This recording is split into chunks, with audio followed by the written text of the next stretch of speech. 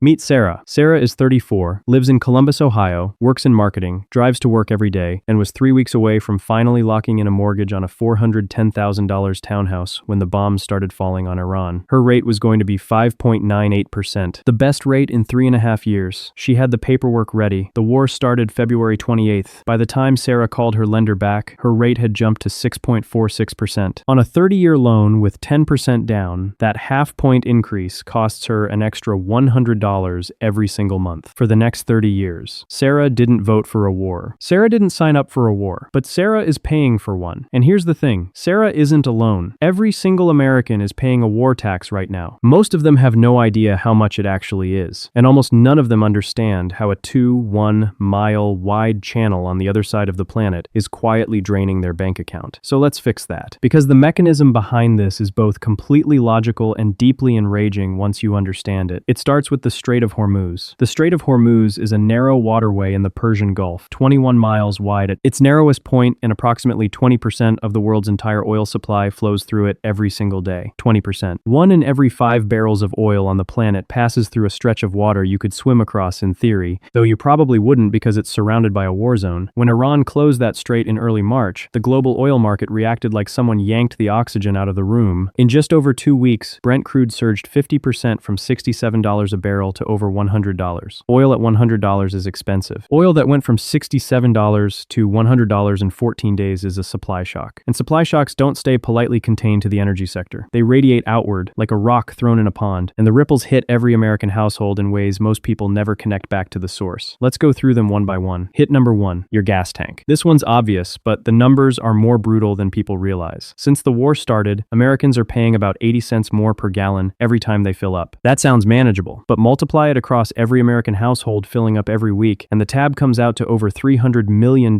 in additional fuel costs every single day. The government's own Joint Economic Committee estimated that in the first month of the war alone, Americans paid an extra $8.4 billion in fuel costs. That's not the cost of the bombs. That's not the military budget. That's just the gas pump. And if prices stay where they are through June, each household is looking at roughly $300 in extra fuel spending. By September, close to $550. Hit number 2, every single thing that arrives at a store. Here's the part nobody talks about at the pump. Diesel is the invisible tax inside every price tag in America. 72.5% of all U.S. freight by value moves by truck, diesel-powered truck, which means higher diesel prices don't stay in the trucking industry. They move through the supply chain like a slow-moving wave and eventually show up on your grocery shelf weeks or months later. Amazon already figured this out. They're adding a 3.5% fuel and logistics surcharge for third-party sellers starting April 17th. UPS and FedEx have both added higher fuel surcharges since the war began. That's not charity. They're passing the cost to businesses. Businesses pass it to you. The consumer always pays last and pays longest. Hit number 3, your mortgage. Back to Sarah. 2 days before the war started, the 30-year fixed mortgage rate hit 5.98%, the first time it had dipped below 6% in over 3 years. For millions of people who had been waiting on the sidelines of the housing market, finally hoping to buy, that felt like a green light. Then the war started. Treasury yields spiked. The 10-year yield shot from below 4% all the way to 4.48% in March, and mortgage rates followed immediately. Within weeks, they had climbed to 6.53%. For a median-priced home at $410,000 with a standard down payment, that jump translates to roughly $100 more per month, every single month for 30 years. That's $36,000 in extra interest on one house, one buyer, one war, one strait. Hit number 4, auto loans, credit cards, and everything in between. 5-year auto loans are hovering around 7%, and with Treasury yields elevated and the Fed frozen on rate cuts, there's no relief coming. If the Fed keeps rates where they are, and with inflation hitting 3.3% in March, they have no political room to cut, then elevated borrowing costs are baked in for the rest of the year. Credit card rates, which are already north of 20% for the average American, don't get better when the Fed sits still. Every revolving balance gets more expensive to carry, every car purchase becomes harder to afford, and every big-ticket item bought on credit quietly costs more than the sticker price suggests. And here's the gut punch nobody's putting a dollar figure on. The American Enterprise Institute ran the full about calculation. Just the direct war costs to the U.S. Treasury, the munitions, the operations, the logistics, ran to about $35 billion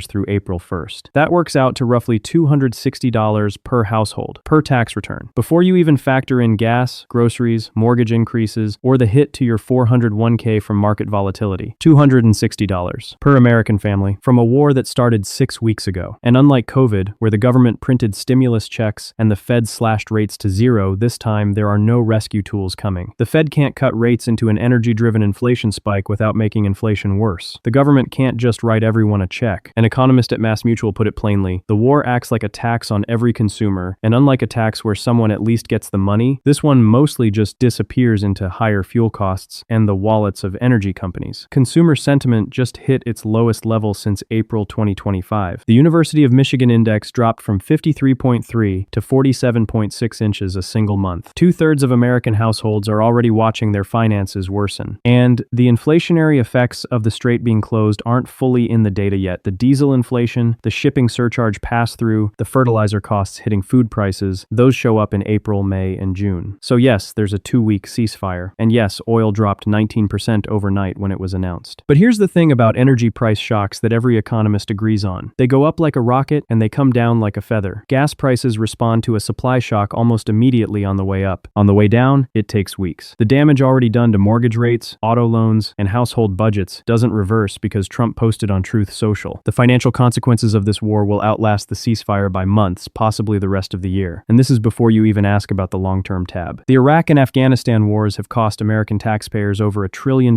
in interest payments alone, not the war budget, the interest on the debt used to fund the war. The costs of today's conflict in Iran are still being tabulated, but history is very clear on one thing. Wars are never as cheap as they look in the first few weeks. So here's where I want to hear from you. Sarah still hasn't bought her house. The rate she could have locked in no longer exists. The question she's asking, and the question every American household should be asking right now, is whether this 2-week ceasefire becomes a real peace deal or just a pause before the next escalation. Because the answer to that question determines whether the war tax on your wallet is temporary or whether it's just getting started. Drop your take below. A. Ceasefire holds, strait reopens fully, gas prices fall, mortgage rates ease. The war tax was painful but short. B. Talks collapse, oil spikes again, inflation hits 4% in April, and the financial damage deepens for the rest of 2026. C. The ceasefire limps along, the strait never fully reopens, and Americans absorb a slow, grinding squeeze that nobody declares a crisis because it never quite crosses the line. It just chips away at everyone's budget a little more each month until suddenly nobody can afford anything and everyone acts surprised. I'll be reading every single one.